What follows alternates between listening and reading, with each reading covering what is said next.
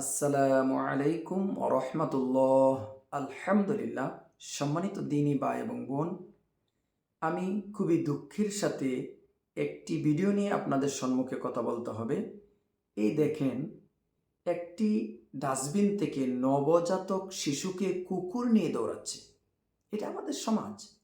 এই সমাজ থেকে কবে বের হব, কিভাবে বের হব? এতে কি বের হওয়ার কোনো পন্থা আছে? অবশ্যই আছে।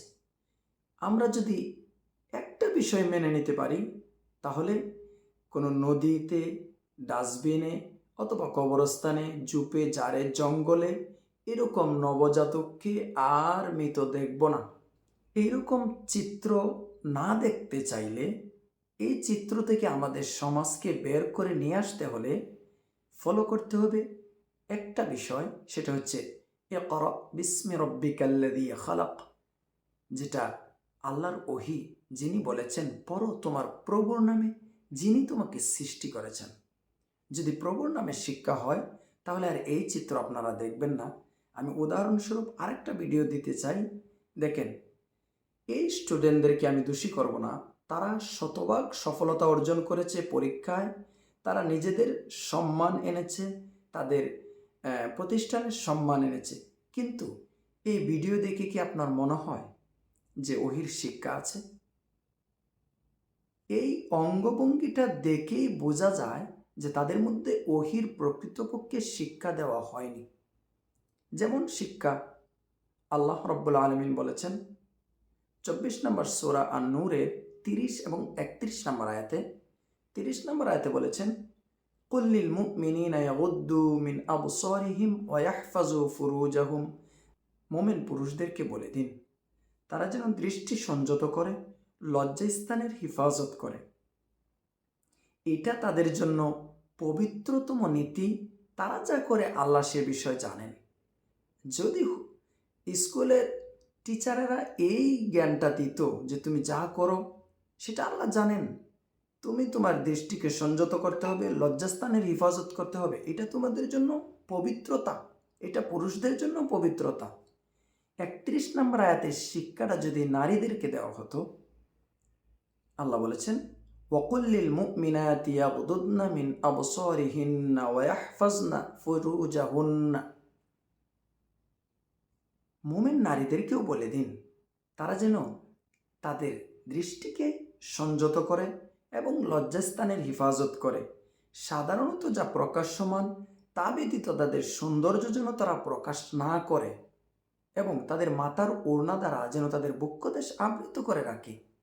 এরপরে কিছু পুরুষের তালিকা দেওয়া হয়েছে যাদের সামনে নারীরা যেতে পারবে। এরপরে আল্লাহ বলেছেন, তোমাদের সৌন্দর্য অবয়ব প্রকাশ হয়ে যাবে এমন জায়গায় তোমরা পদক্ষেপ ফেলো না, তারা যেন এটা না করে। নবীকে বলে দিয়েছেন, তা বলে দিন। তো একজন টিচারের এই শিক্ষা দেওয়া উচিত যে তোমাদের সৌন্দর্য প্রকাশ হয়ে যাবে এমন অঙ্গভঙ্গিতে পদক্ষেপ ফেলা যাবে না, চলা যাবে না। আরেকটা আয়াত আমি শেয়ার করব। যদি এই আয়াতের শিক্ষা যদি আমাদের নারী পুরুষের মধ্যে দেওয়া হতো ছোট থেকে, তাহলে এই অবস্থা সমাজ দেখত না, কোনোদিন দেখত না।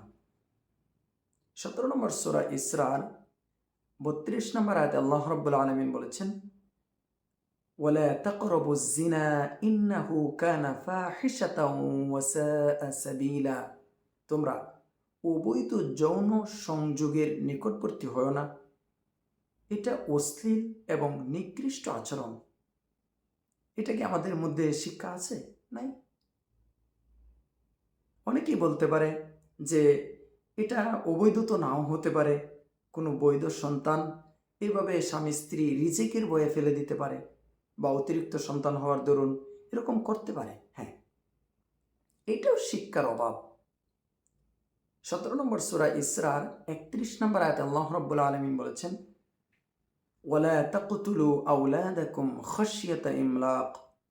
রিজিকের বয়ে তোমাদের সন্তানদেরকে তোমরা হত্যা করো না। নাহনু নারযুকুহুম ওয়া ইয়্যাকুম। আমি তোমাদেরকে খাওয়াই, তোমাদের সন্তানদেরকে খাওয়াই। ইন্না কাতলাহুম কানা খিতআন কাবীরা। তাদেরকে হত্যা করা হচ্ছে মহাপাপ, বড় অপরাধ। এটাও ওহির বিধান না জানার কারণে, ওই শিক্ষা আমাদের মধ্যে না ঢোকার কারণে এই অবস্থা। কিন্তু কেউ বলবে তাহলে তো সবাই হুজুর হতে হবে না। বিষয়টা এমন নয়। যে কোনো জ্ঞান অর্জন করেন সেটা আল্লাহর দয়া। এই পৃথিবীর সমস্ত জ্ঞান হচ্ছে আল্লাহর দয়ার অংশ। কাজেই আল্লাহ যে জ্ঞান মানুষকে দিয়েছেন, এই জ্ঞানের বাইরে তারা আয়ত্ত করতে পারে না। এটা আল্লাহর দেয়া জ্ঞান।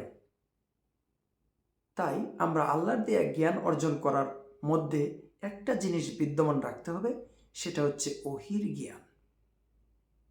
ওহির জ্ঞানের ব্যবহার আমরা বাদ দিয়ে যদি জ্ঞান অর্জন করার চেষ্টা করি, তাহলে আমাদের সমাজে এর চাইতেও ভয়ঙ্কর দৃশ্য সামনে হয়তো আসতে পারে। আমরা এ থেকে বের হওয়ার জন্য আমাদের প্রাতিষ্ঠানিকভাবে স্কুল, কলেজ, মাদ্রাসা যাই বলেন, সেখানে প্রকৃতপক্ষে ওহির জ্ঞানের ব্যবহার শিক্ষা থাকা জরুরি। এই কাজ করতে পারলে আমরা সুন্দর সুশীল সমাজে বসবাস করতে পারবো। আল্লাহ আমাদেরকে বোঝার তৌফিক দান করুন। আমিন। আসসালামু আলাইকুম ওয়া রাহমাতুল্লাহি ওয়া বারাকাতুহু।